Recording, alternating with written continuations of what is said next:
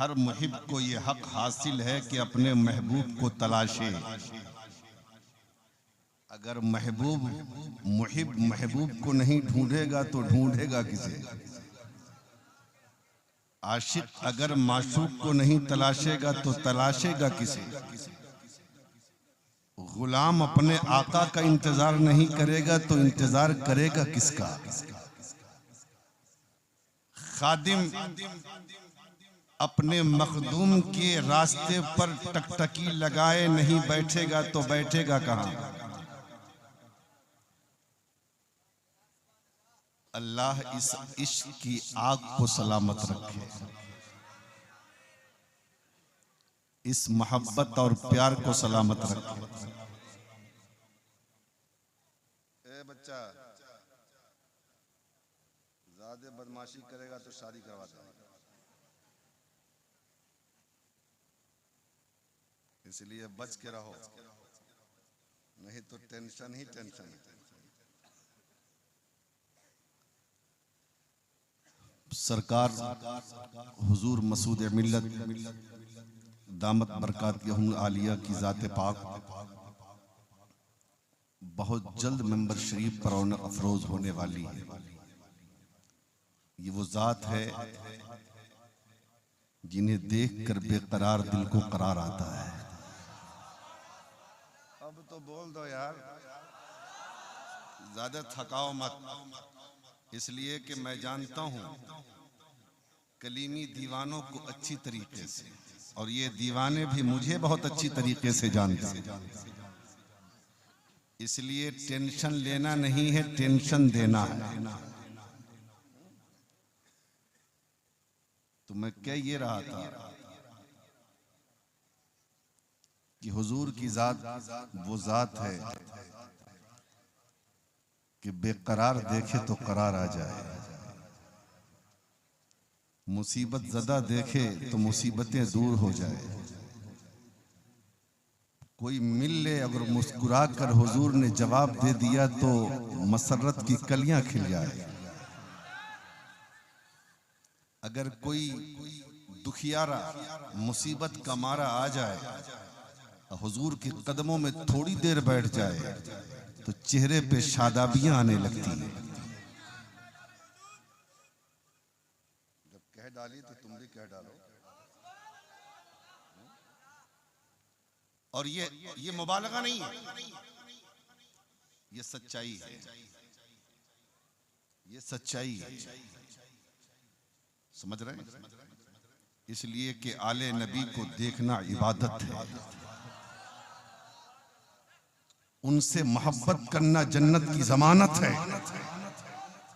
देखते जाओगे इबादत होती जाएगी, मोहब्बत करते जाओगे जन्नत में मकाम मिलता जाएगा। और जो लोग औलादे नबी से बुग़्ज़ रखते हैं, हम उनसे कहेंगे कि बुग़्ज़ रखो, लेकिन जन्नत का ख्वाब मत देखना, इसलिए कि जन्नत इनके नाना की, जिनके नवासे से तुम बुग़्ज़ रखोगे, उनके नाना की जन्नत में जाने का ख्वाब देखो। ये ऐसी चीज है जो हो ही नहीं सकती। समझ रहे हैं? इसलिए आप इत्मीनान रखें, इंशाअल्लाह मैं कोशिश करूंगा। फैजान अजमेर का भी बरस रहा है, कलियर का भी बरस रहा है, कटरा का भी बरस रहा है, और सारे फैजानों का मजमुआ सरकार मसूद मिल्लत की जात यहां मौजूद है। इसलिए आप इत्मीनान रखें।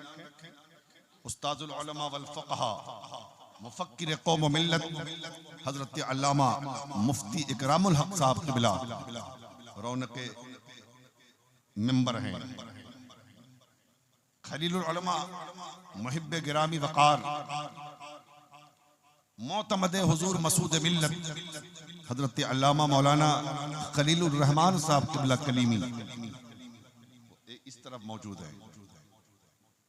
अब मुझे डरने की जरूरत नहीं है, जरा मोहब्बत से दुरूद पाक पढ़ लीजिए।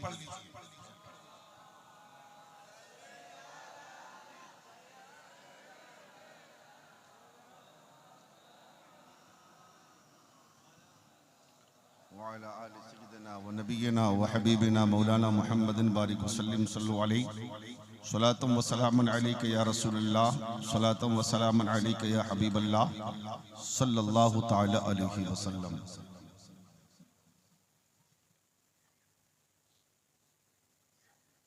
नात का एक शेर है।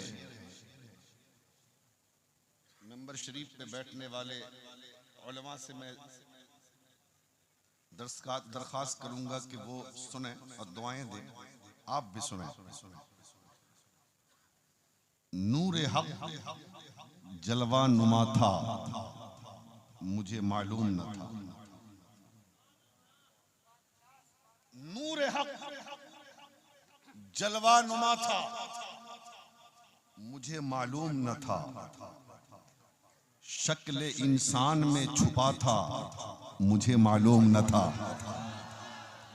नूर हक जलवा नुमा था, मुझे मालूम न था। शक्ल इंसान में छुपा था, मुझे मालूम न था। बारहा जिसने कहा था अना बशरुन, उसने अल्लामा खलील साहब, बारहा जिसने कहा था अना बशरुन, उसने मन रानी भी कहा था, मुझे मालूम न था। मन रानी भी कहा था, मुझे मालूम न था। अब बकरियां जिसने चराई थी हलीमा तेरी, जरा जोर से।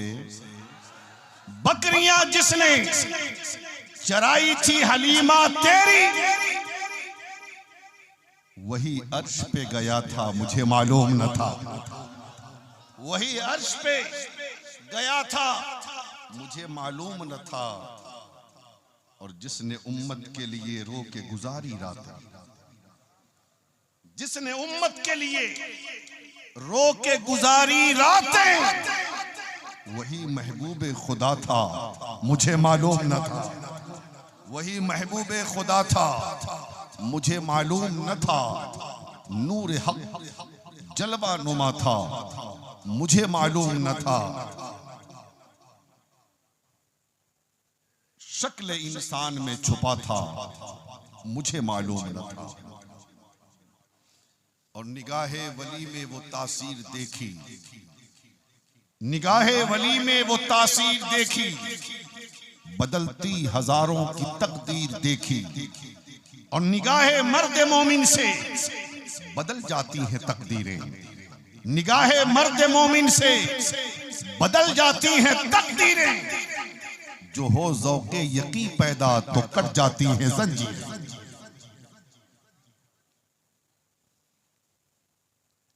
हज़रात,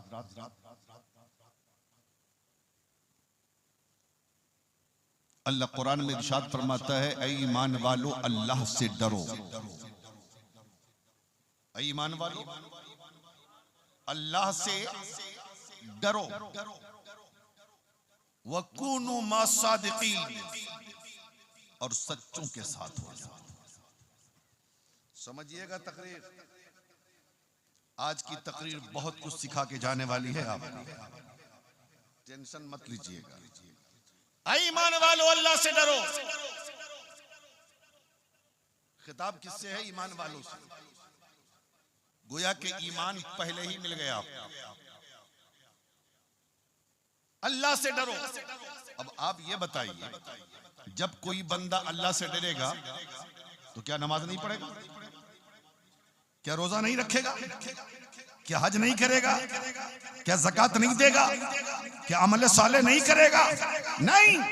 अल्लाह से डरने का मतलब ये है कि वह वक्त पे नमाज भी पढ़ेगा। अल्लाह से डरने का मतलब ये है रमजान आएगा तो रोजा भी रखेगा।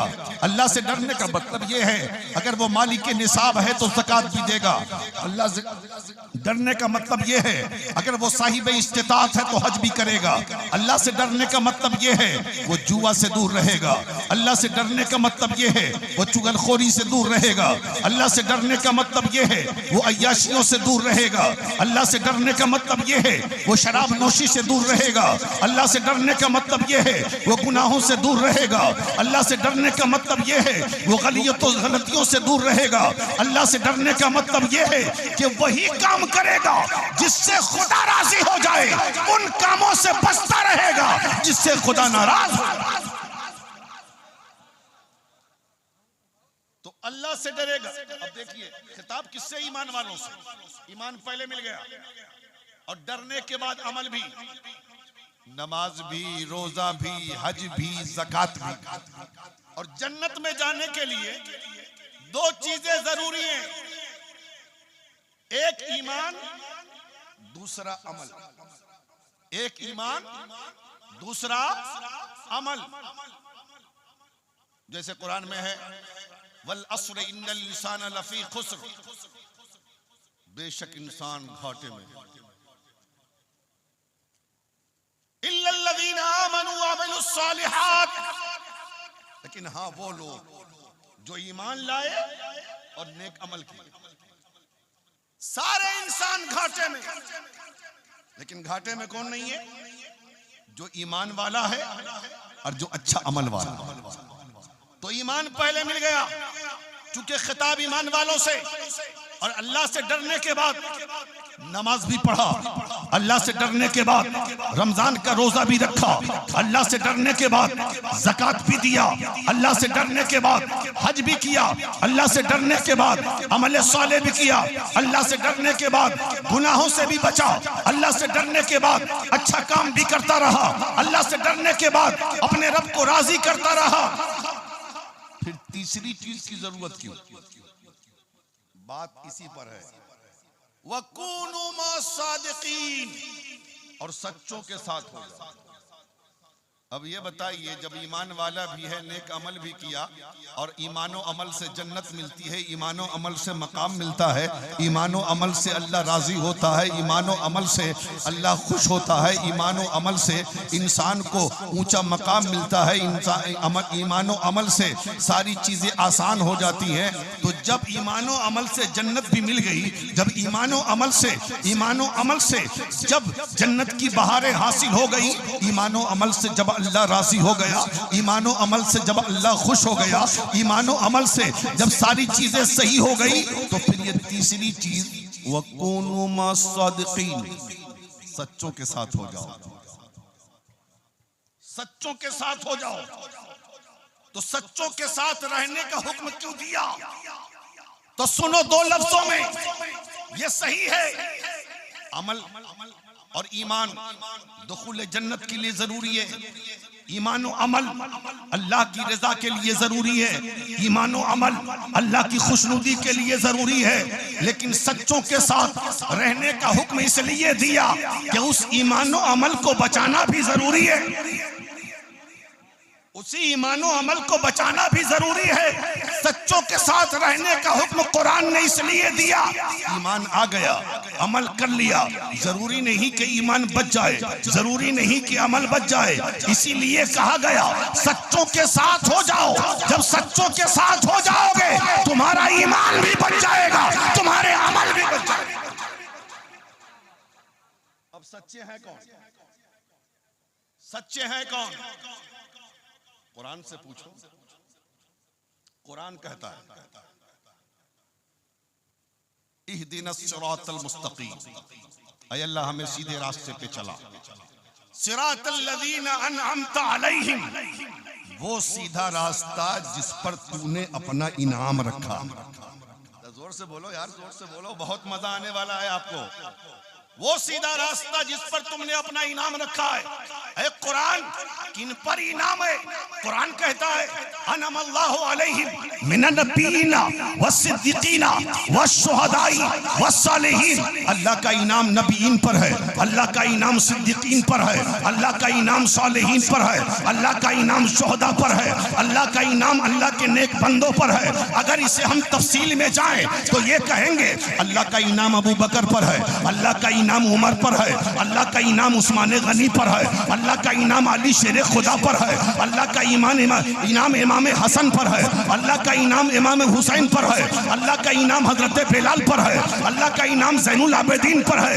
और आगे जाएंगे तो हम ये कहेंगे अल्लाह का इनाम गौसे आजम पर है, अल्लाह का इनाम गरीब नवाज पर है, अल्लाह का इनाम बख्तियार काकी पर है, अल्लाह का इनाम महबूब इलाही पर है, अल्लाह का इनाम गंजे शकर पर है, अल्लाह का इनाम हजरत चिराग दहलवी पर है, अल्लाह का इनाम मुजद्दिद अल्फसानी पर है, अल्लाह का इनाम इमाम अहमद रजा पर है, अल्लाह का इनाम मखदूम अशरफ जहांगीर समनानी पर है, अल्लाह का इनाम हजरत कलीमुल्लाह चिश्ती पर है, अल्लाह का इनाम हजरत दूल्हा मियाँ पर है, अल्लाह का इनाम मसरूर मिल्लत पर है।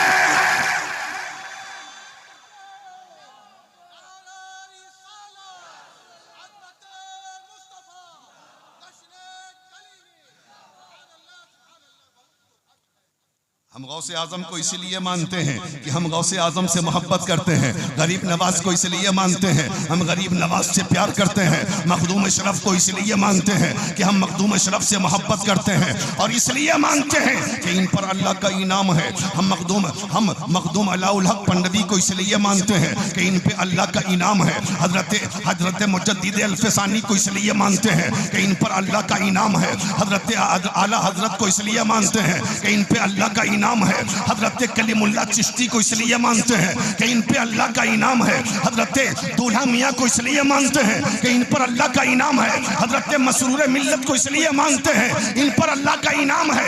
इसलिए कि जो अल्लाह का, जिन पर अल्लाह का इनाम होता है वो अल्लाह के हबीब होते हैं,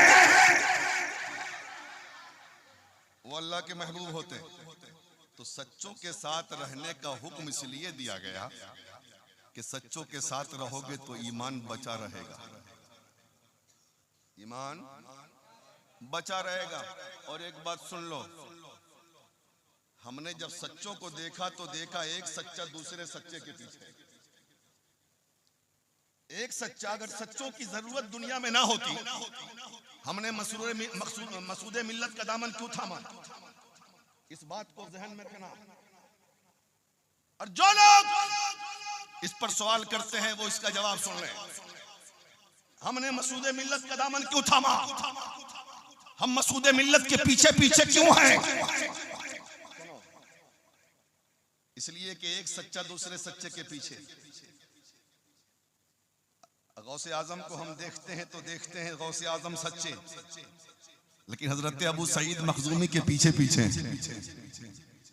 गरीब नवाज, सुल्तानुल हिंद, अताए रसूल, गैर मुंतसिब हिंदुस्तान के बादशाह हैं। हमारा मुल्क 75 साल पहले तकसीम तो हो गया है ना, लेकिन हम कहते हैं गरीब नवाज सिर्फ इस हिंदुस्तान के बादशाह नहीं है, बल्कि गैर मुनक़सिम हिंदुस्तान के शहंशाह हैं। हमारा मुल्क बटा है, गरीब नवाज का मुल्क नहीं बटा है। जरा जोर से बोलो यार, जरा जोर से बोलो। गरीब नवाज का हिंदुस्तान तकसीम नहीं हुआ है, अताए रसूल हैं। लेकिन जब हम उनको देखते हैं तो देखते हैं कि वो भी किसी सच्चे के पीछे हैं। हजरत उस्मान हारूनी के सामने बैठे हुए हैं, हजरत उस्मान हारूनी के सामने बैठे हैं। तो एक सच्चा दूसरे सच्चे के पीछे पीछे।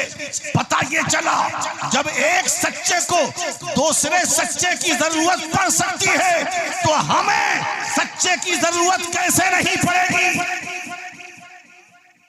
इसीलिए हमने मसूदे मिल्लत का दामन थामा। और सुनो, फायदा देख लो, फायदा देख लो। आज जो है कुछ लोग ये भी कहते हैं कि भाई क्या फायदा मुरीद होने से, क्या फायदा पीर बनाने से? ये सवाल होता है कि नहीं? बहुत सारे लोग सवाल करते हैं, तो उनसे कह दीजिएगा बेटा ये सवाल हमसे मत करो, गौसे आजम से करो। बोला भाई हमसे मत करो, गौसे आजम से करो। गौसे आजम मुरीद क्यों है? गरीब नवाज से करो। गरीब नवाज मुरीद क्यों हुए? आकाए नक्शबंद से करो। आकाए नक्शबंद मुरीद क्यों हुए? मौलाए सोहरवर्द से पूछो। उनको पीर की जरूरत क्यों पड़ी? मौलाए रूम से पूछो, जरा जोर से बोलो, मौलाना रूम से पूछो उनको शमसे तबरेज की जरूरत क्यों पड़ी? उनको शमसे तबरेज की जरूरत क्यों पड़ी? क्या हुआ? मौलाना रूम क्या कहते हैं?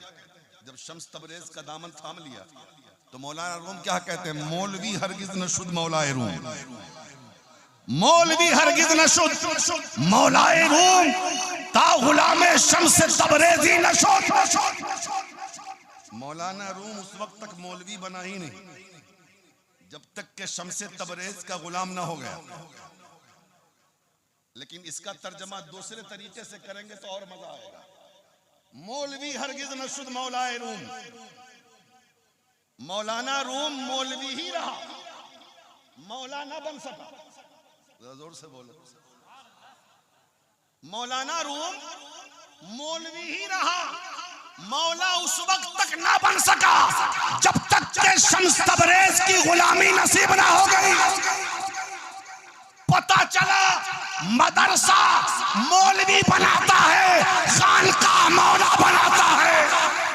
नारे तकबीर, नारे रिसालत, जश्न कलीमी, अज़मत मुस्तफ़ा मौलाना ज़ियाउद्दीन कटक साहब किबला। नारे तकबीर, नारे रिसालत। दरियापुर मदरसे में आओगे मौलवी बनकर निकलोगे, जगदीशपुर जाओगे मौलवी बनकर निकलोगे, कटरा शरीफ जाओगे मौलवी बनकर निकलोगे। ये मदरसे मौलवी बनाते हैं, लेकिन अगर खानकाह हुसैनिया कलीमिया में जाओगे तो मौलवी रहोगे, अल्लाह तुम्हें मौला बना देगा। अब बोलो, तकरीर सुनोगे? अब तकरीर सुनोगे? बोलना ना पड़े, आशिकों को बोला नहीं जाता। इश्क की आग इतनी भड़कती है कि दुश्मन जल जाते हैं, समझना है? तो जरूरत पड़ी ना, पीर की जरूरत पड़ी कि नहीं? पीर की जरूरत पड़ी कि नहीं? हाँ, इसलिए। और सुनो, पीर जब बनाता है इंसान तो फायदा देखा। हजरत इमाम राजी का नाम सुना? हजरत इमाम फखरुद्दीन राजी, नजमुद्दीन कुबरा के मुरीद हैं। जरा जरूर से बोलो, नजमुद्दीन कुबरा के मुरीद हैं। रूह निकलने वाली है, बिस्तरे मर्ग पर है। मैं बताना चाहता हूं कि पीर का दामन था, कामिल पीर का। ये सड़क छाप पीर का नहीं, कामिल पीर का, दूल्हा मियां जैसे पीर का, मसरूर मिल्लत जैसे पीर का, मसूदे मिल्लत जैसे पीर का। पीर का दामन पकड़ने से फायदा क्या, बेनिफिट क्या? हजरत इमाम राजी मुरीद है किनके? नजमुद्दीन कुबरा के, बिस्तर मर्ग पर हैं। ये जो इबलीस है ना, जनाबे इबलीस, ये बहुत बदमाश है, हर जगह पहुंच जाता है, कब्र तक जाएगा, पीछा नहीं छोड़ता। लेकिन यहां पर पीर काम आते हैं।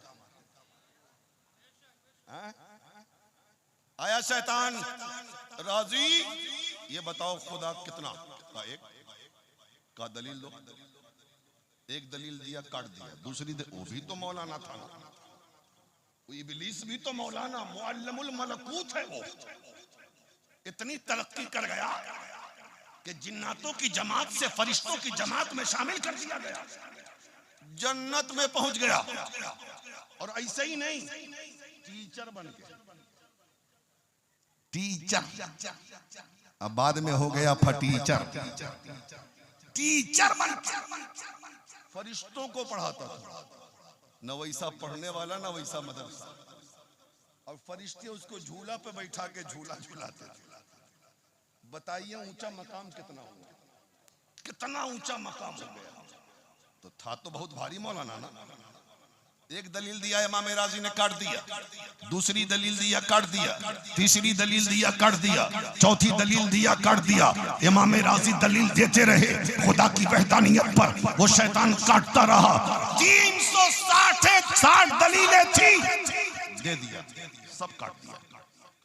अब हजरत इमाम राजी बगैर दलील के हो गए। बहुत दूर अपनी खानकाह में इमाम राजी के पीरो मुर्शिद हजरत नजमुद्दीन कुबरा नमाज के लिए वजू बना रहे थे, जरा जोर से बोलो, और सारे मंजर को मुलाहिजा कर रहे थे कि राजी के साथ हो क्या रहा है, और ये जान गए कि राजी के पास अब दलील नहीं, सारी दलीलें काट दी।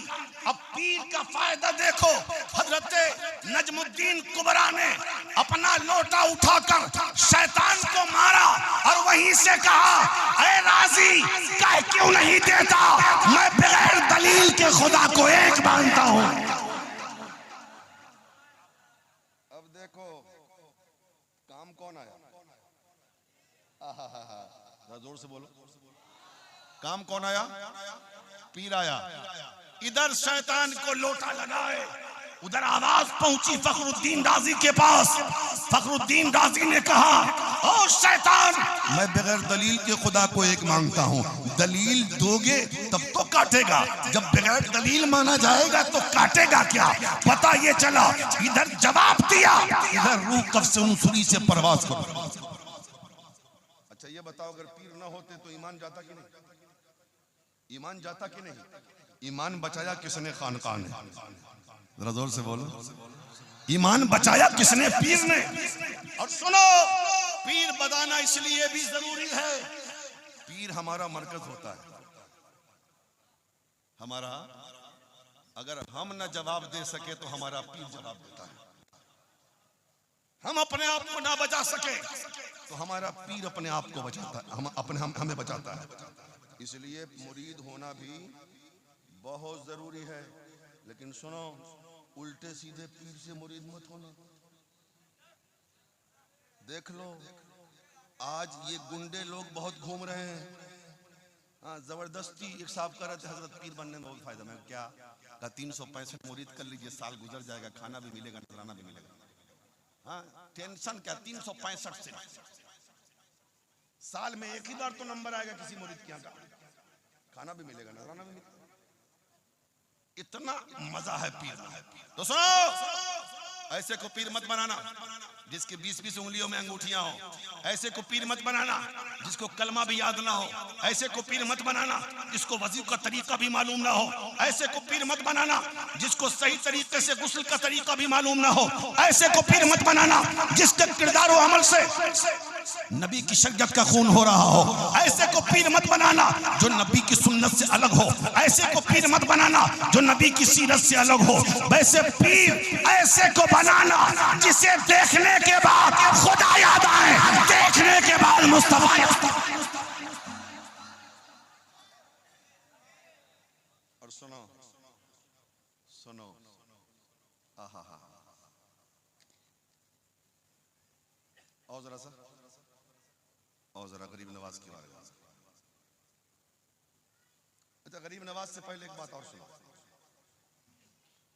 सैयद का एहतराम वाजिब, जोर से बोलो, उनकी ताजीम वाजिब। आला हजरत सरकार फरमाते हैं कि सैयद अगर गुनहगार भी है फिर भी उस सैयद की ताजीम वाजिब है। और सुनो, अगर सैयद आले रसूल अगर इंतकाल कर जाएं तो कब्र में अल्लाह उन्हें अजाब नहीं देता है। ये सदका है खातूने जन्नत का, क्योंकि ये फातिमा की औलाद है, अली के बेटे हैं। फातिमा की औलाद होने की वजह से अल्लाह इन्हें अजाब नहीं देता है। तो ये दुआ करना कभी सैयद की बारगाह में गुस्ताखी ना होने पाए, सैयद का एहतराम करना, उनसे मोहब्बत करना, इसलिए कि सैयद का एहतराम करने के बाद न जाने कितने लोग जो जर्रा थे तो आफताब बन गए, कतरा थे तो दरिया बन गए, जमीन थे तो आसमान बन गए। सुना तो भाई, ये तकरीर खत्म करते हैं। देखो बाबू, आज मैं बहुत मूड में हूं, अभी तो शुरू से बोलो जरा जोर से। बगदाद में एक पहलवान था जिसकी शोहरत दूर दूर तक कोई भी पहलवान उससे कुश्ती लड़ने के लिए तैयार नहीं होता था। दुनिया जानती थी कि इससे लड़ेगा कोई भी वो हार जाएगा। वो बादशाह ने उसे पहलवानी के लिए रखा था, शहंशाह ने उसको रखा था। एक आले रसूल अपने बच्चों के साथ, अपनी अहलिया के साथ गुर्बत की वजह से जंगल में ठहरा है। खाने के लिए कुछ नहीं, गरीब और नातवा है वो, कमजोर है वो, काम कोई देता नहीं। ये कमजोर आदमी काम क्या करेगा, ये नहीफ आदमी काम क्या करेगा। बच्चे भूख से बिलक रहे हैं, बीवी परेशान है, करे तो क्या करे। एक दिन शहर आए, शहर में ऐलान हो रहा था अगर कोई बादशाह के फला पहलवान से अगर कुश्ती लड़ेगा वो जीत जाएगा तो बादशाह उसे इनामो इकराम से नवाजेगा, बहुत ज्यादा उसे इनाम दिया जाएगा। लेकिन सुन लो, आज तक उस पहलवान से कोई जीत न सका, सबको हार मिली है, कोई जीत न सका, आज तक कोई जीता नहीं है, सब हार गया। अल्लाह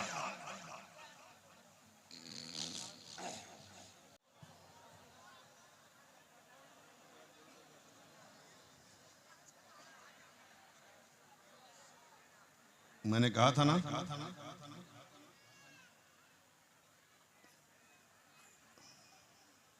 गुलाम को अपने आका का इंतजार करना चाहिए।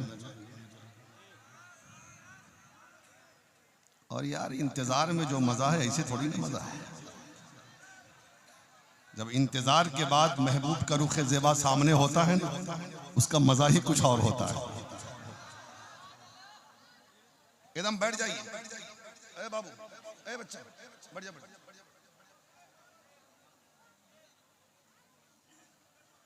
बैठ जा, बैठ जाओ, बैठ जाओ, टेंशन मत लो।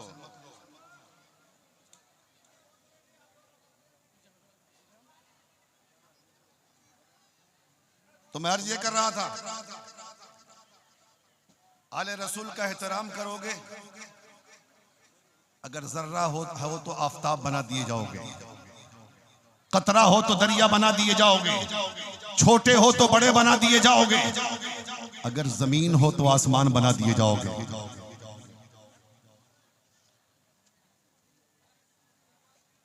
सुनो सुनो, तो मैंने क्या कहा कि बगदाद के जंगल में काले रसूल है, अपने बाल बच्चों के साथ, खाने के लिए सामान नहीं, बच्चे भूख से परेशान, बीवी बच्चों की परेशानियों से परेशान। मेरे सरताज कुछ तो कीजिए ना। शहर जाते काम के लिए गरीब समझकर, नातवा समझकर, ज़ईफ समझकर, नहीफ समझकर, कमजोर समझकर कोई काम देने को तैयार नहीं। ये गरीब आदमी, ये कमजोर आदमी, ये नहीफ और नातवा आदमी काम क्या करेगा? पैसा ले लेगा, मजदूरी ले लेगा, काम तो निकलेगा नहीं। रोजाना वापस आते, एक दिन ऐलान कर रहा है मुनादी, कोई बादशाह के पहलवान से लड़ेगा, उससे जीत जाएगा, कुश्ती में बादशाह उसे इनाम से नवाजेगा। लेकिन सुन लो, आज तक शर्क व गर्ब का कोई पहलवान भी उस पहलवान से जीत न सका है। मुकाबले में जो आता है वो हार जाता है। आज तक बगदाद की तारीख में कोई ऐसा पहलवान नहीं मिला जो इस पहलवान को हरा दे। ना चाहते हुए भी आले रसूल ने दिल में सोचा, ऐसे तो काम कोई मिलेगा नहीं, काम तो कोई देगा नहीं। बच्चे भूख से परेशान हैं, बीवी परेशान है, दिक्कतों का आलम है, लिहाजा क्यों ना बादशाह के उस पहलवान को चैलेंज कर दिया जाए। कुश्ती लड़ने के लिए बादशाह के सामने वो अल्लाह का नेक बंदा, वो आले रसूल, वो अली का बेटा जाता है और बादशाह के सामने कहता है, बादशाह सलामत, आपके पहलवान से मैं कुश्ती लड़ूंगा। जरा जोर से बोलो यार, आपके पहलवान से मैं कुश्ती लड़ूंगा। बादशाह ने एक सरसरी नजर डाली, देखा नकाहत, कमजोरी, ज़ईफी, बदन में हड्डी है, गोश्त नहीं, ये मेरे पहलवान से मुकाबला करेगा। बादशाह ने कहा, अपने आप को समझ लिए हो कि मेरे पहलवान का हाल क्या है? कहा बादशाह सलामत, कुछ भी हो जाए, मैं लड़ने के लिए तैयार हूं, मैं कुश्ती लड़ने के लिए तैयार हूं, जो होगा देखा जाएगा। और सुन लीजिए, आपका पहलवान मुझसे जीत नहीं सकता है। बादशाह को भी हैरत हो गई, यार ये कमजोर आदमी है, जिस्म पे गोश्त नहीं है, हड्डियां ही हड्डियां हैं, ये ज़ईफ आदमी आखिर ये कैसे मेरे पहलवान से लड़ेगा। बहरहाल चैलेंज कबूल कर दिया गया, तारीख मुतय्यन हो गई। वो नबी की औलाद, वो नबी का बेटा, वो अली का लाल चैलेंज करके चला गया। इधर पहलवान को खबर कर दी गई, फला दिन तुम्हारा मुकाबला फला से है, एक परदेसी से है, एक कमजोर से है, एक नहीफ से है, एक नातवा से है, एक कमजोर शख्स से है।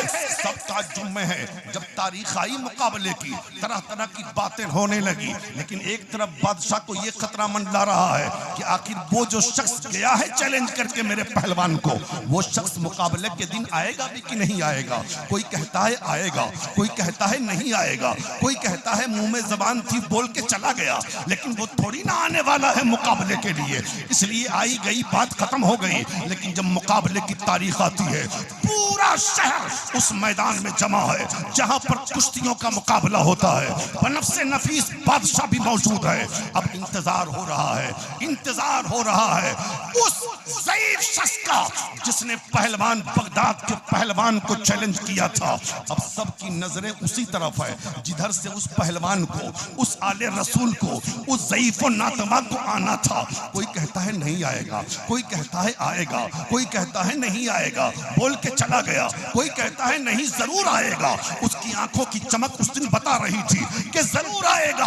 अल्लाह अल्लाह, थोड़ी देर के बाद देखा कि हल्के फुल्के गर्द उड़ने शुरू हो गए। जब गर्द की सफाई हुई तो देखा एक नहीं वो नातवा, वही शख्स जिसने बगदाद के पहलवान को चैलेंज किया था, वो आहिस्ता आहिस्ता कमजोर कमर के साथ, कमजोर जिस्म के साथ उसी मुकाबला गाह की तरफ चला रहा है जहां पे पूरा शहर बगदाद जमा है। शोर हो गया, बगदाद के सबसे बड़े पहलवान के मुकाबले में वो शख्स आ रहा है जिसने उसको चैलेंज किया है। और सिर्फ मुकाबला का चैलेंज नहीं किया, हराने का चैलेंज किया है, मैं हरा दूंगा।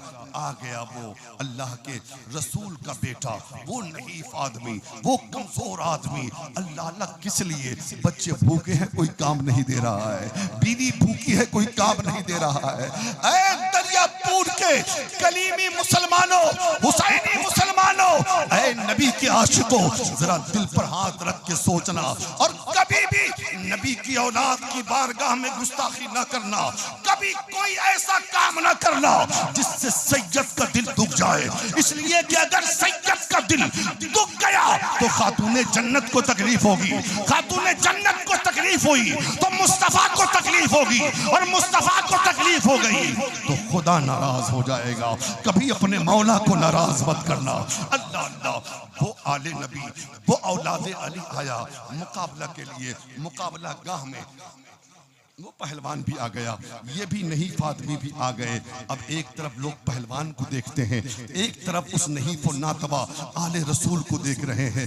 अल्लाह अल्लाह, जब पहलवान ने हाथ मिलाया तो हाथ मिलाते हुए उस पहलवान के कान में उस आले रसूल ने कहा था, भाई कान जरा करीब लाओ, एक बात कहनी है तुमसे। कहा बोलिए क्या बात है? कहा देख लो, मैं कोई पहलवान नहीं हूँ, मैं कुश्ती के दांव पेश से वाकिफ नहीं हूँ, मुझे कुछ पता नहीं है कि कुश्ती क्या है, लेकिन इतना जान लो मैं आले रसूल हूँ, इतना जान लो मैं सैयद हूँ। मैंने इस चैलेंज को इसलिए किया है कि कई रोज से मेरे बच्चे भूखे हैं, रोज शहर आता हूँ काम की तलाश में, लेकिन मुझे भूखा समझकर, मुझे कमजोर समझकर, मुझे ज़ईफ समझकर कोई काम देने को तैयार नहीं है। एक दिन ऐलान हो रहा था मुकाबले का, मैंने सीने पे पत्थर रखकर अपने बच्चों के पेट को भरने के लिए मैंने चैलेंज किया और बादशाह ने कबूल कर लिया। भाई ऐसा है कि मैं कोई पहलवान नहीं हूँ, मैं तुझसे तो वाकई जीत नहीं सकता, लेकिन सुन, अगर आज तू नबी की आल के लिए हार जाता है, कल मैदान महशर में तू जीत जाएगा, नाना से तुझे जन्नत दिलवा दिया जाएगा। अल्लाह अल्लाह, सैयद की बात थी, दिल में उतर गई। जरा जोर से बोलो, नबी की आल की बात थी, सीने में उतर गई। अब पहलवान ने सोच लिया मुझे हार तो जाना है, आज मैं हारूंगा फिर भी जीत जाऊंगा, और आज जीत गया फिर भी हार जाऊंगा। थोड़ी देर दांव पेच होता रहा और उसके बाद आले नबी ने, औलादे अली ने एक बारगी पटक दिया उस पहलवान को और सीने पे सवार हो गया नबी का बेटा। हर तरफ शोर हो गया, आज तक किसी ने इसे हराया ना था। एक कमजोर आदमी हरा दिया, एक कमजोर आदमी उसे गिरा दिया। कहा चलो ये पहला मामला तो हो सकता है कि मामला ऐसे ही कोई दांव पे छो रहा हो जिससे वो हार गया हो। दोबारा किया गया, फिर कान में कहा, ऐ पहलवान सुन सुन सुन, मैं आले नबी हूँ, औलादे रसूल हूँ। आज तू मेरे लिए हार जाएगा, मैदान महशर में तुझे जिता दिया जाएगा। मैं अपने नाना से अर्ज करूंगा। फिर दांव पे थोड़ा सा होता रहा और फिर थोड़ी देर के बाद बगदाद ने देखा कि वो नबी का बेटा उस पहलवान के सीने पर बैठकर अपने फतह नुसरत का झंडा लहराता हुआ नजर आ रहा है। हर तरफ उस पहलवान को बुरा भला कहा जा रहा है और औलादे नबी को मुबारकबाद पेश किया जा रहा है, सैयद को मुबारकबाद पेश किया जा रहा है, फातिमा के नूर नजर को मुबारकबाद पेश किया जा रहा है। बादशाह ने बहुत सारे इनामात दिए, बहुत सारे इकराम से नवाजा, लेकिन वो पहलवान सर को नीचा करता हुआ वो एक तरफ से निकल गया। अब कोई शाबाशी देने वाला नहीं है। लेकिन जब रात में वो पहलवान सोता है, किस्मत बेदार होती है, मुस्तफा ख्वाब में तशरीफ लाते हैं, रसूलुल्लाह ख्वाब में तशरीफ लाते हैं, सहाबा का मजमा लगा है। आका फरमाते हैं, ऐ मेरे सहाबा, मेरे जुनैद को बुलाओ। जोर से बोलो, जोर से बोलो, जोर से, मेरे जुनैद को बुलाओ। जुनैद बुलाए गए। रसूल ने फरमाया, जुनैद तुमने मेरी आल के लिए हारना गवारा किया है, आज तेरे सर पे विलायत का ताज सजा दिया जाए। उसी जुनैद को जमाना जुनैद बगदादी कहता है। जोर से बोले। एक आले रसूल के एहतराम ने, एक आले रसूल की इज्जत ने, एक आले रसूल की वजह से हारने ने हमेशा के लिए जुनैद बगदादी को जितवा दिया। ऐसी हार पे जमाने की सारी जीत कुर्बान हो। अल्लाह, जोर से बोलो, जोर से। ये जुनैद बगदादी कौन है? गौसे पाक से 200 साल पहले का जमाना गुजरा है। कितने साल? 200 साल पहले। और जुनैद बगदादी ने भी सरकार बगदाद के आने की खबर दी थी कि मेरे बाद 200 साल के बाद एक बच्चा आएगा जिसका नाम अब्दुल कादिर जिलानी होगा। जोर से बोलो, जोर से। जो बगदाद का गौसो कुतुब होगा, जो इमामुल औलिया होगा, जो सैयदुल औलिया होगा। तो हजरात, मोहब्बत करो। और मैं आपको सलाम करता हूं, मुबारकबाद पेश करता हूं। मैं किसी पीर के खिलाफ नहीं बोलता, लेकिन हां, उस पीर को छोड़ता भी नहीं हूं जिस पीर के अमल और किरदार से मुस्तफा का कानून टूटे, शरीयत का कानून टूटे। कोई मुझे दावत दे न दे, लेकिन हम तो यार सच्चे पीर वाले हैं। कौन कहता है हम पीर वाले नहीं? हमारा पीर तो देख लो। लाओ जवाब, लाओ जवाब, लाओ जवाब। और ये सच्चाई है, गलत नहीं है। और पीर अगर आले रसूल मिल जाए, बागे ज़हरा का फूल मिल जाए,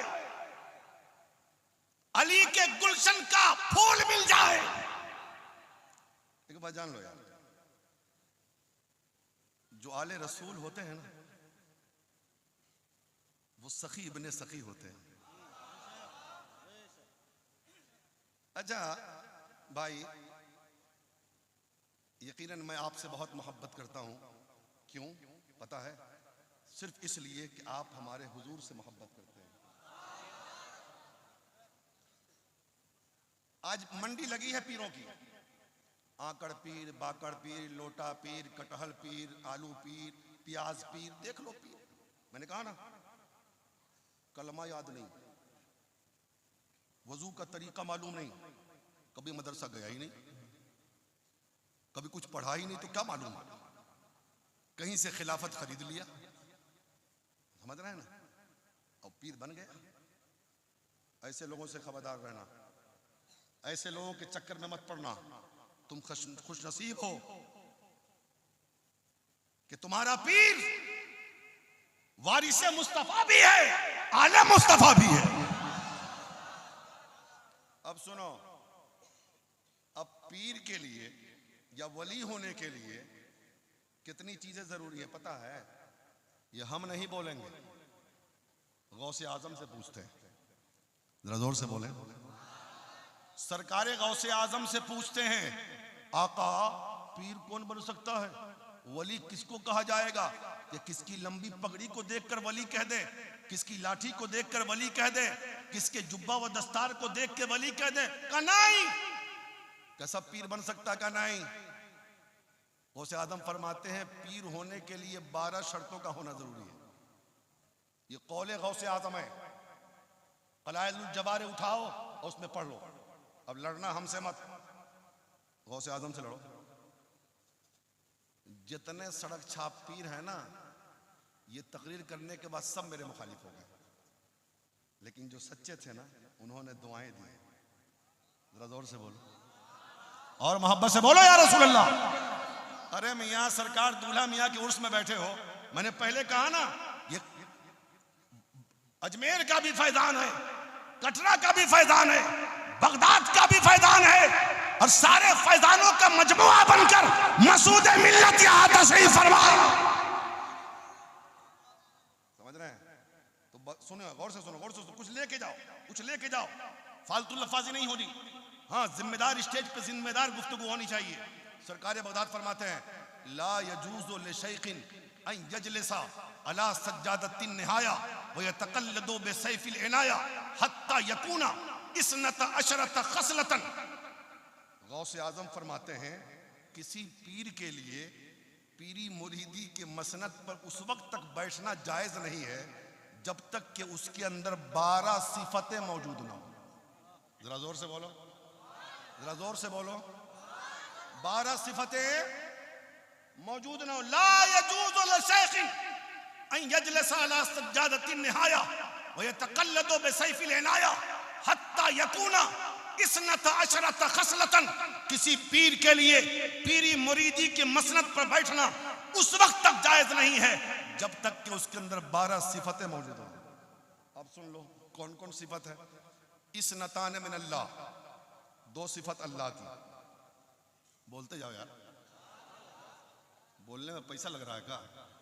सुभान अल्लाह कहोगे, अल्लाह की पाकी बयान करोगे, फरिश्ते गवाह होंगे। मौला सारी दुनिया सो रही थी, दरियापुर में कलीमी दीवाने तेरी पाकी बयान कर रहे थे।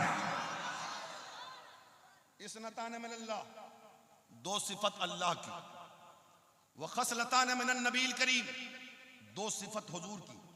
व खसलतान मिन अबू बकर सिद्दीक, 2 सिफत हजरत अबू बकर सिद्दीक की। व खसलतान मिन उमर इब्न खत्ताब, 2 सिफत हजरत फारूक आजम की। व खसलतान मिन उस्मान इब्न अफ़्फ़ान, 2 सिफत हजरत उस्मान गनी की। व खसलतान मिन अली इब्न अबी तालिब, और 2 सिफत मौलाए कायनात की। 12 हो गई, 12 हो गई ना, 12 हो गई। अब कौन कौन है ये सुन लीजिए। इसनतान मिन अल्लाह, 2 सिफत अल्लाह की। पीर कैसा हो? अन यकून सत्तारन व गफ्फारन, पीर के अंदर सिफते सत्तारी भी हो और सिफते गफ्फारी भी हो। मतलब यह है कि पीर ऐसा हो कि जो अपने मुरीदों के ऐबों को छुपाता भी हो और मुरीदों की गलतियों को माफ भी कर देता।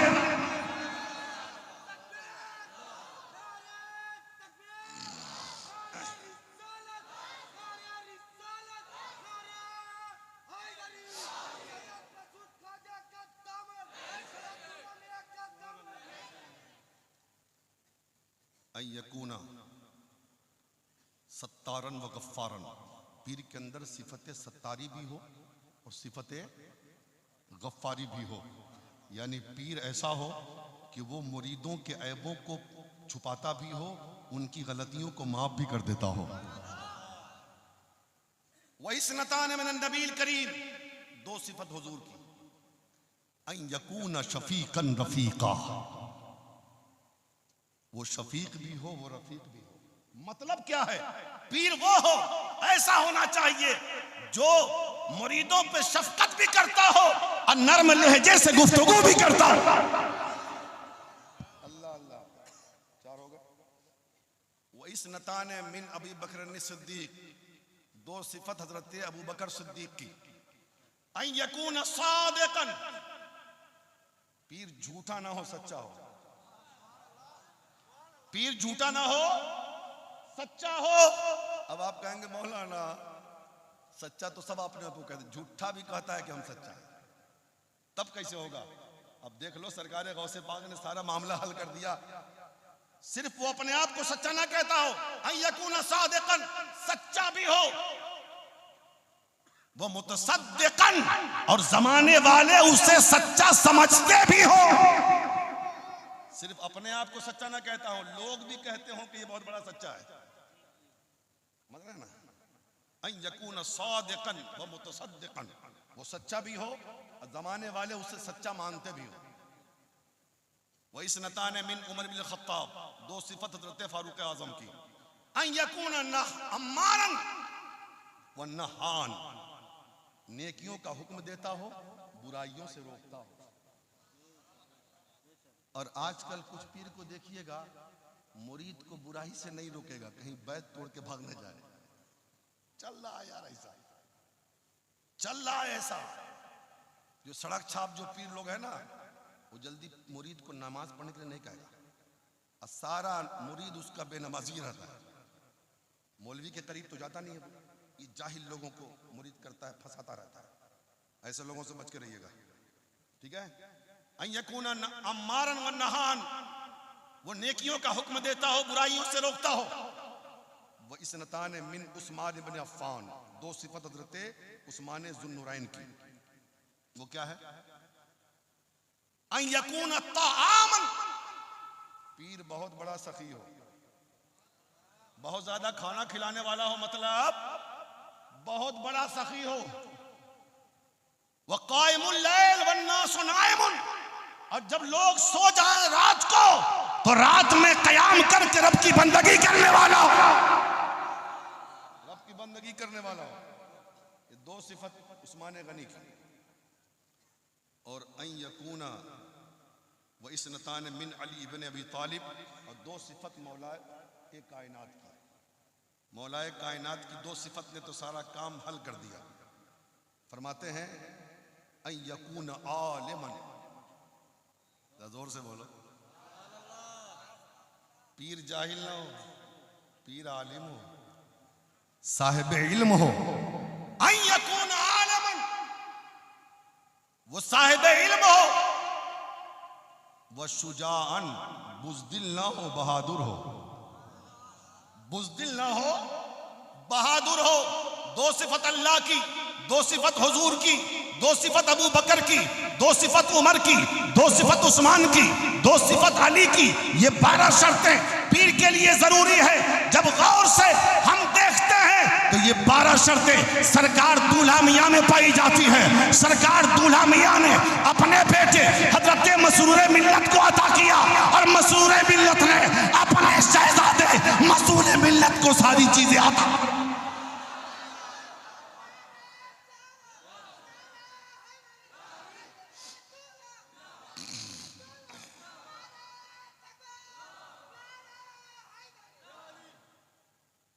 जब हम गौर से देखते हैं, गौर से देखते हैं, कोई ये ना समझे वल्लाह कि मैं सामने बोल रहा हूं, दिल में जो बस जाता है ना, उनका तज़किरा तन्हाइयों में भी होता है, महफिलों में भी होता है, जलवत में भी होता है, खलवत में भी होता है। मैं जब खुद एक तरफ इन 12 शर्तों को देखता हूं, मैंने सरकार दूल्हा मियां को नहीं देखा, सरकार मसूद मिल्लत को नहीं देखा, लेकिन सरकार मसूद मिल्लत को जरूर देखा है। मैं जब इन 12 शर्तों को देखकर सरकार मसूद मिल्लत की जात का तज़किया करता हूं, खुदा की कसम मुझे यह एहसास होता है ये सारी 12 शर्तें मसूद मिल्लत के अंदर मौजूद। और सुनो, जब बेटा इन शर्तों का मजमुआ है तो बाबा कितना बड़ा होगा, दादा का आलम क्या होगा जब उनके गदा भर देते हैं शाहाने जमाना की झोली। मोहताज का जब ये आलम है, मोहताज का आलम क्या होगा, मुख्तार का आलम क्या होगा। हजरात, बड़े खुश नसीब हो आप, बड़े खुश नसीब हो। अब देखो एक बात और, सिर्फ पीर से मोहब्बत का मतलब यह नहीं है कि जलसे में आके बैठो रात भर हंगामा करो। और सोच लो कि हमने तो अपने पीर का हक अदा कर दिया, साल में एक मरतबा कटरा शरीफ चले जाओ, चादर चढ़ा दो, फूल चढ़ा दो और सोच लिया कि हमने अपना काम कर दिया। नहीं, अल्लाह वाले, सरकार दूल्हा मियां हो या सरकार मसरूर मिल्लत हो, यह हमारी चादरों के मोहताज नहीं है, बल्कि हमारी चादरें उनकी मोहताज है, वो हमारी चादरों के मोहताज नहीं। और सुनिए, ये मज़ारों की चादरें उनकी विरासत नहीं है। उनकी विरासत का मामला यह है कि जो मिशन वो छोड़ के गए दुनिया से, उन मिशन पर चलना, ये उनकी बारगाह में सच्ची खराज अकीदत है। जरा बोलो, सही बोलो, सही बोलो, है कि नहीं? अरे भाई, वो जा रहे हैं तो जाने दीजिए ना भाई, जाने वालों को रोकता कौन है यार? ऐसा लगता है कि कभी देखे नहीं उनको।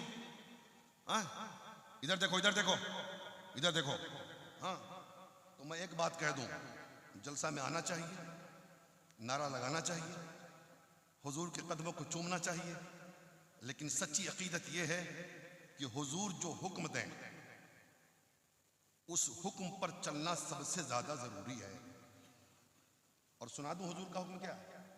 सुना दूं, हुजूर का हुक्म यह है कि उम्मत का हर फर्द, मुस्तफा का हर गुलाम, मुस्तफा का हर आशिक हुजूर की सीरत पे चलता रहे, नबी की सुन्नतों को जिंदा करता रहे, गुनाहों से बचता रहे, नेकियां करता रहे, सच्चा मुसलमान बनकर दुनिया में जिंदा रहे। सुनो, अब विरासत क्या है? हुजूर मसरूर मिल्लत गए, बेशुमार दीनी इदारे छोड़ के गए, जो सरकार मसूद मिल्लत की सरपरस्ती में आज पूरे बंगाल में चल रहा है ना। उस मदरसे में पढ़ने वाले बच्चे, वहाँ के असातिज़ा, वहाँ का तालीमी निज़ाम, ये सारी चीज़ें आज जो फूल रही है, फल रही है, ये आले रसूल के कदमों की बरकत है ना। अब सुनो, अब सुनो, पीर से मोहब्बत का हाल देखो, पीर से मोहब्बत का हाल, पीर से मोहब्बत का हाल। आज हम चले आए, एक फूल लेके चले आए, सोचा कि काम हो गया हमारा। नाम सुना है महबूब इलाही का? बोलो, महबूब इलाही का नाम सुना है? हज़रत अमीर खुसरू का नाम सुना? अमीर खुसरू का, अमीर खुसरू कौन है? ये मुरीद है हजरत महबूब इलाही के। सिलसिला चिश्तिया के बुजुर्ग हैं कि नहीं? अरे बोलो, सिलसिला चिश्तिया के बुजुर्ग हैं कि नहीं? जरा देख लो पीर। हाँ, ना महबूब इलाही जैसा पीर नजर आता है, ना अमीर खुसरू जैसा मुरीद नजर आता है। बंगाल फतह करने के लिए गए, बंगाल फतह करने के लिए जब आ रहे थे वापस में, तो रात के सन्नाटे में अचानक हजरत अमीर खुसरू एक मुसाफिर खाना की तरफ दौड़ते हुए जा रहे हैं और बोलते जा रहे हैं, बुए शेख मियायत, बुए शेख मियायत, बुए शेख मियायत। लोगों ने कहा हुजूर दिल्ली दूरस्त। उन्होंने कहा शेख की खुशबू आ रही है। लोगों ने कहा हुजूर दिल्ली बहुत दूर है, इतनी दूर से शेख की खुशबू कहाँ आ रही है? इतनी दूर से शेख की खुशबू कहाँ नजर आ रही है? कहाँ मिलेगी? लेकिन भागते जा रहे हैं, बुए शेख मियायत, सिपाही पीछे से दौड़ गए, वहां गए, देखा मुसाफिर खाने में एक मुसाफिर सोया है। रात के सन्नाटे में उस मुसाफिर को जगाने लगे। उस मुसाफिर की आंख खुली, कहा क्या बात है यार, क्यों जगाते हो? थका हुआ हूं, लंबे सफर से आया हूं, क्यों परेशान करते हो? हजरत अमीर खुसरू ने कहा भाई एक सवाल करूं तो बस जवाब दे दो। कहा बोलिए। कहा कहां से आया है? कहा दिल्ली से आ रहा हूं। दिल्ली में कहां से आ रहा है? कहा महबूब इलाही की बारगाह से आ रहा हूं। बता किस लिए गया था? कहा बेटी की शादी करनी थी, गुर्बत थी, परेशानी थी, इंतजाम नहीं हो रहा था। बीवी ने कहा पीर के पास जा, पीर के पास जा, पीर के पास जा, पीर देंगे तो ले आना, बेटी की शादी हो जाएगी। गया था, एक हफ्ता रुका रहा, चलने लगा ना, कुछ मिला कि नहीं? काम मिला तो, लेकिन ऐसी चीज मिली है जो किसी काम की नहीं। कहा क्या मिला? कहा देखो ना, ये टूटा हुआ जूता मिला। जोर से बोलो, ये टूटा हुआ जूता मिला है, न पहनने के काम आए न बेचने के काम आए। अमीर खुसरू ने कहा मुसाफिर ये बता, इस जूता को बेचेगा? मोहब्बत देखो, इस जूता को बेचेगा? उसने कहा सुबह से कोई मिला नहीं क्या? ये जूता भी कोई खरीदेगा क्या? ये तो टूटा फाटा जूता, ये किसी को दिया भी नहीं जा सकता, पहना भी नहीं जा सकता, तू खरीदेगा क्यों? कहा मजाक नहीं कर रहा भाई, तू बोल, अगर बेचेगा तो मैं खरीदने के लिए तैयार हूं। जब उस मुसाफिर को पता चल गया, समझ में आ गया, नहीं ये तो सही बोलता है, ये मजाक नहीं कर रहा है, ये सच बोलता है, ये मजाक नहीं कर रहा है। कहा ठीक है, ठीक है, ठीक है, मैं बेच देता हूं। अब बोलो कीमत बोलो। अब क्यों मजाक कर रहे हो यार, टूटा हुआ जूता है, जो कीमत दोगे बोनस ही होगा, काहे को हमसे पूछवा रहे हो? कहा नहीं, जो देना हो दे दो। कहा नहीं, बोलो। कहा मैं बोलूंगा नहीं, जो देना हो जो दे दो, चलेगा। हजरते अमीर खुसरू ने फरमाया कि मैं सफर में हूं, मेरे पास ज्यादा पैसे नहीं है, थोड़े से पैसे हैं, इतने ले लो। कहा कितने हैं? कहा 5 लाख सोने के सिक्के हैं। जरा जोर से बोलो, जोर से। क्या कहा? 5 लाख सोने के सिक्के हैं, सफर में हूं, इतना ले लो। दिल्ली का पता नोट करो, मैं इस जूते की कीमत नहीं दे सकता, दिल्ली का पता नोट करो, जब दिल्ली आना जितनी कीमत चाहोगे खुसरू तुम्हें देने के लिए तैयार है। अल्लाह अल्लाह अल्लाह अल्लाह अल्लाह। अब वो तो बहुत चक्कर हो गया। इसलिए कहते हैं कभी कभी अल्लाह वाले ना जो बोलते हैं तो लोगों को उल्टा समझ में आता है। हाँ, उल्टा समझ में आता है। हाँ, आंखों को बंद करते हैं दीदार के लिए, ठीक है ना? हाँ, जब यकीन हो गया कि सही में ये देने वाले हैं, कहा ये तो डकैत डाकू लोग चुरा लेंगे, झूठ लेंगे। कहा ठीक है, मैं अपने सिपाहियों के जरिए तुम्हारे घर पहुंचवा देता हूं।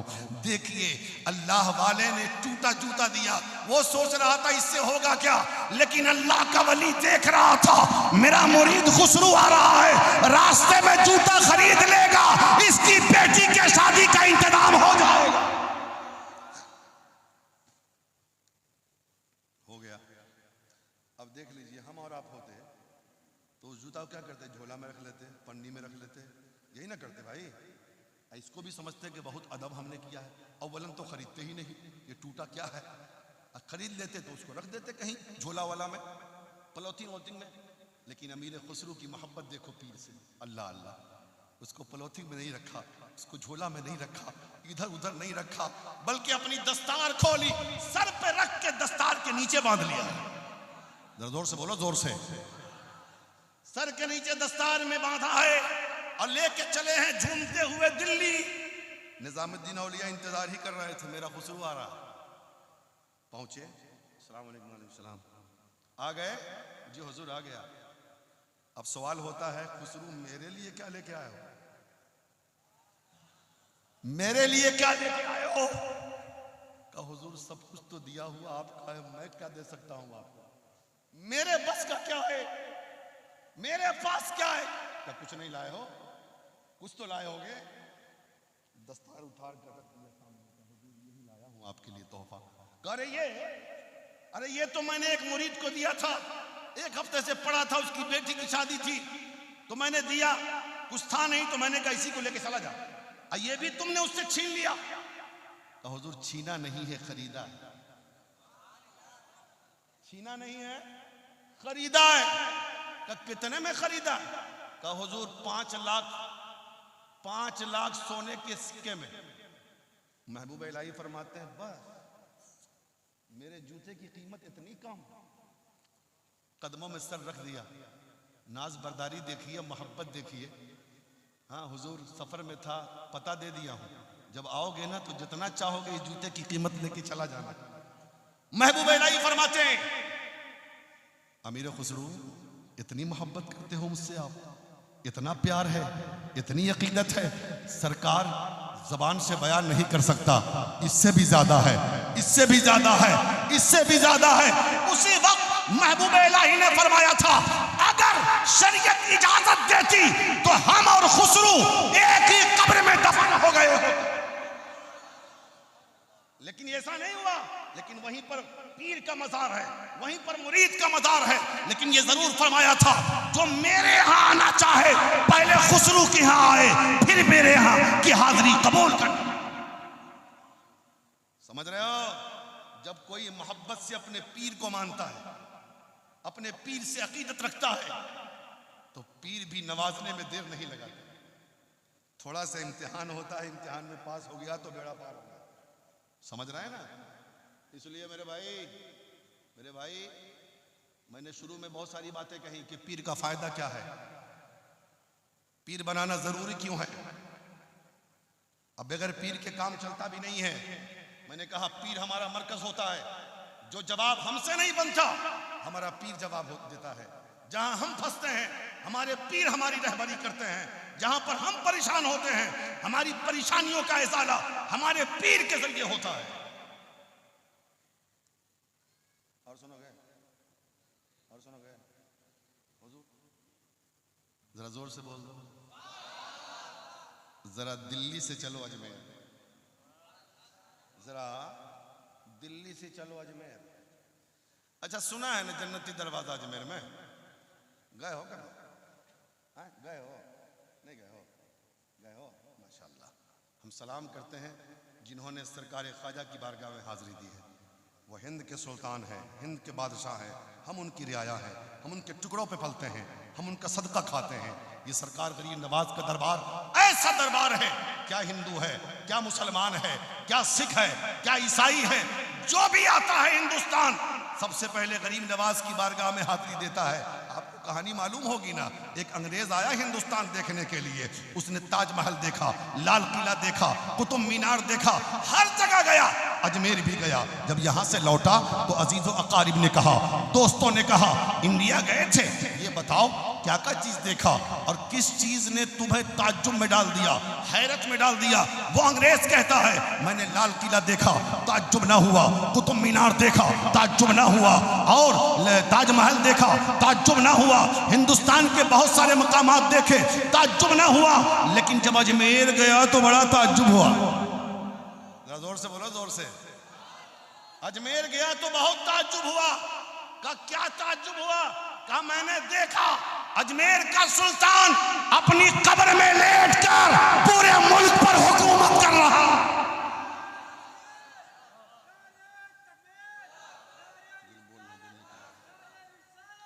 बोल देता हूं थोड़ा सा।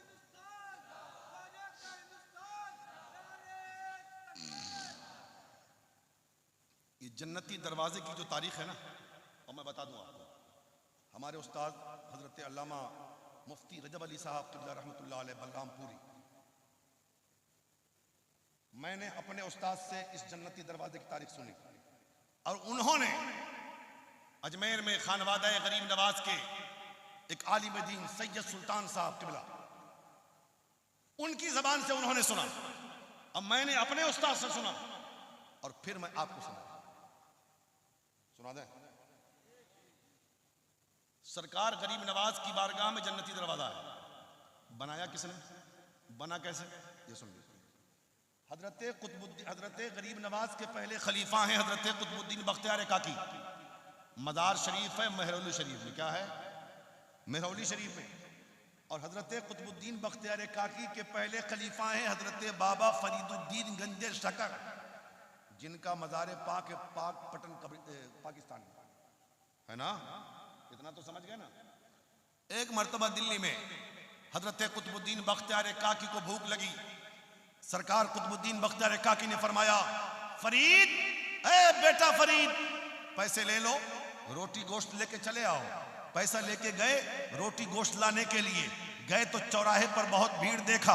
एक शख्स से पूछा, भाई ये मजमा कैसा लगा है, ये भीड़ कैसी लगी है, ये जम्मे गफीर कैसा है, ये झमघटा कैसा है कि हर तरफ रास्ते बंद हो चुके हैं, रास्ता नहीं है जाने के लिए। कहा सुनो, एक अल्लाह का नेक बंदा है, एक अल्लाह का बरगुज़ीदा बंदा है, एक अल्लाह का वली है जो इस चौराहे पर खड़े होकर ऐलान करता है, जिसे जन्नत चाहिए वो मुझे एक बार देख ले, जिसे जन्नत चाहिए मुझे मेरी जियारत कर ले, जिसे जन्नत चाहिए मेरा दीदार कर ले। ऐ फरीद, पूरी दिल्ली उनको देखने के लिए उमड़ पड़ी है, उनकी जियारत के लिए उमड़ पड़ी है, उनको देखने के लिए आई हुई है, इसीलिए भीड़ लगी है, इसीलिए मजमा लगा है, इसीलिए जमघटा लगा है। हजरत बाबा फरीद मजमे को चीरते हुए होटल पहुंचते हैं, रोटी गोश्त लिया, फिर आए तो भीड़ लगी ही हुई थी, आने जाने में बहुत ताखीर हो गई। जब पहुंचे तो हजरत कुतुबुद्दीन बख्तियार काकी ने फरमाया, फरीद इतनी देर कर दी। हजरत कुतुबुद्दीन के सामने बाबा फरीद गंज शकर अर्ज करते हैं,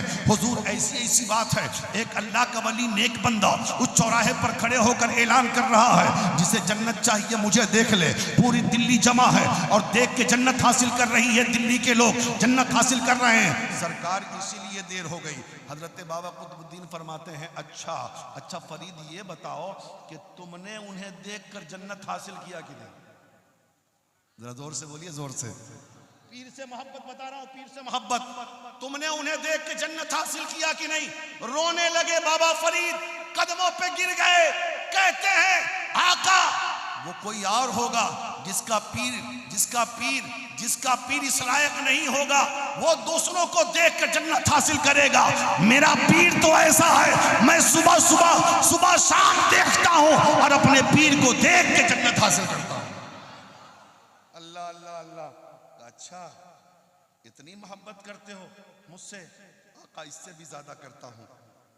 पीरो मुरीद में गुफ्तगू हुई तो जोश में हजरत बाबा कुतुबुद्दीन ने फरमाया, ठीक है सुनो, जब तुम इतनी मोहब्बत करते हो तो पीर की बारगाह से इनाम भी तो मिलना चाहिए ना तुम्हें। फरमाया सुनो फरीद, तुम मुझे देख के जन्नत हासिल करोगे, जमाना तुम्हें देख के जन्नत हासिल करेगा। जरा जोर से बोलना, जोर से यार, और जोर से बोलो यार रसूल अल्लाह। तुम मुझे देख के जन्नत हासिल करोगे, जमाना तुम्हें देख के जन्नत हासिल करेगा। बोल तो दिया। थोड़ी देर के बाद जलाल ठंडा हुआ, सोच में पड़ गया, या अल्लाह ये बात तो मैंने बहुत बड़ी कर दी जो मेरे इख्तियार में नहीं है। दिल्ली से अजमेर चले गए। गरीब नवाज ने देखा बहुत परेशान है मेरा मुरीद, बहुत परेशान है कुतुबुद्दीन बख्तियार काकी। तो फरमाया, कुतुबुद्दीन क्या दिक्कत है, क्या परेशान है? क्या हुजूर ऐसी ऐसी बात है और मैंने इतना बड़ा जुमला कह दिया है, लेकिन ये मेरे बस की बात तो है नहीं। गरीब नवाज फरमाते हैं, कुतुबुद्दीन तेरे बस में रहे चाहे ना रहे, मोइनुद्दीन के बस में जरूर है। अल्लाह अल्लाह, ये सुल्तानुल हिंद कह रहे हैं, मोइनुद्दीन के बस में जरूर है। इत्मीनान हुआ तो अब दादा पीर ने हजरत बाबा फरीद को क्या इनाम दिया सुन लीजिए। चलने लगे बाबा कुतुबुद्दीन बख्तियार काकी। तो फरमाया, कुतुबुद्दीन तुमने तो इनाम दिया अपने मुरीद को कि जो उसको देखेगा जन्नती हो जाएगा, अब मेरी तरफ से फरीद को एक इनाम दे देना कि दादा पीर ने कहा है, दुनिया में जब तक तुम रहोगे लोग तुम्हें देख के जन्नती बनेंगे, और तुम्हारे दुनिया से जाने के बाद तुम्हारे बनाए हुए खिड़की और दरवाजा के सामने से गुजर जाएगा, वो जन्नती हो जाएगा। अल्लाह अल्लाह अल्लाह। आके सुना दिया कि दादा पीर का इनाम ये है। तो हजरत बाबा फरीद गंज शकर ने एक खिड़की बनाया, एक दरवाजा बनाया। दरवाजा लगाया अजमेर में, जिसे हम जन्नती दरवाजा कहते, दरवाजा लगाया अजमेर में, और खिड़की कह दिया कि मेरे मजार में लगा देना। खिड़की कह दिया कि मेरे मजार में लगा देना। अब एक बात ये सवाल पैदा होता है, जब दरवाजा अपने दादा पीर के मजार में लगवा दिया तो खिड़की अपने पीर के मजार में लगवा दिए होते। ये अपने पीर के मजार में लगाने की जरूरत क्या है? यहीं पर अल्लाह के वली का इल्म गैब साबित हो रहा है। अल्लाह के वली को पता था कि जब हिंदुस्तान की तकसीम होगी तो मेरे पीर का मजार और दादा पीर का मजार हिंदुस्तान की सरहदों में होगा और मेरा मजार फरमाया मेरे इंतकाल के बाद खिड़की मेरे मजार में लगाना, ताकि हिंदुस्तान वाले दरवाजे से गुजरकर जन्नती हो, पाकिस्तान वाले खिड़की से गुजरकर जन्नती हो जाए। अब बोलो, जब अल्लाह के वली को इल्म गैब पता है तो नबी के इल्म गैब का आलम क्या होगा। जब उनके गदा भर देते हैं शाहाने जमाना की झोली, मोहताज का जब ये आलम है, मुख्तार का आलम क्या होगा। हज़रात, ये पीर से मोहब्बत है, ये पीर से अकीदत है। इसलिए मेरे भाई बड़े खुश नसीब हैं हम भी और आप भी कि हमारे हाथों में सरकार का दामन है। और जो खुर्द नवाजी है ना, जो छोटों पे शफकत है ना, जो सखावत का उनसुर है ना, वल्लाह जो नबी की आल होती है ना, जो नबी की औलाद होती है, उनका हाल यही होता है। जो नबी के घर वाले होते हैं उनका हाल यही होता है कि खुद नहीं खा के औलों को खिलाने वाले कितने साबिर थे मोहम्मद के घराने। समझ रहे हैं? इसलिए मेरे भाई हम आपको मुबारकबाद पेश करते हैं जिन लोगों ने इस जश्न दूल्हा मियाँ का इनेकाद किया है।